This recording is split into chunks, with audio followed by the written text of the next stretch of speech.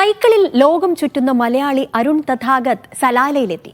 27 രാജ്യങ്ങൾ പിന്നിട്ടാണ് ഇദ്ദേഹം ഒമാനിലെത്തിയത്.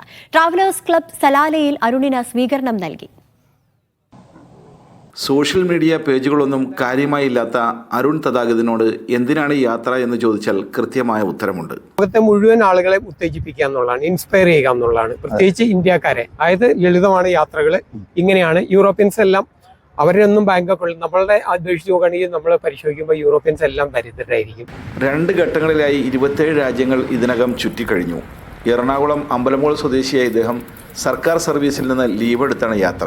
കേരള ബാങ്കും സഹായിക്കുന്നുണ്ട്. പോയി മണിപ്പൂർ വഴി മ്യാൻമാർ കയറി, അങ്ങനെ മ്യാൻമാർ, തായ്ലാൻഡ്, മലേഷ്യ, ഇന്തോനേഷ്യ എന്നൊക്കെ പറഞ്ഞു വന്ന് തിരിച്ചു വീണ്ടും തായ്ലാൻഡിൽ നിന്ന് കംബോഡിയ, ലാവോ ഒക്കെ പോയിട്ടുണ്ട്. വിയറ്റ്നാം അതിർത്തി ഒരാക്കാൻ പോയിട്ടുണ്ട്.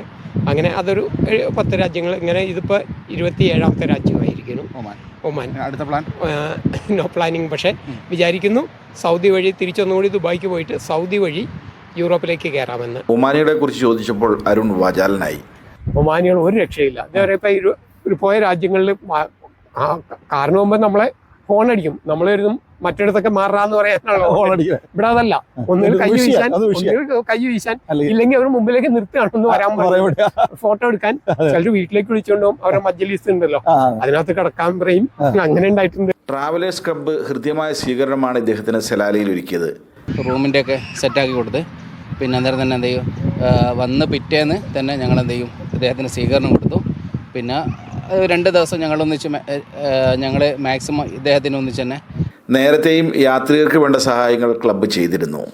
നമ്മളെന്ന് വെച്ചാൽ സലാല വരുന്ന ഏതൊരു യാത്രികരും സലാല വരികയാണെങ്കിൽ സലാല ട്രാവൽ ക്ലബ്ബുമായിട്ട് ബന്ധപ്പെട്ട് കഴിഞ്ഞാൽ എല്ലാവിധ സപ്പോർട്ടും ഞങ്ങൾ ചെയ്യുന്നുണ്ട്.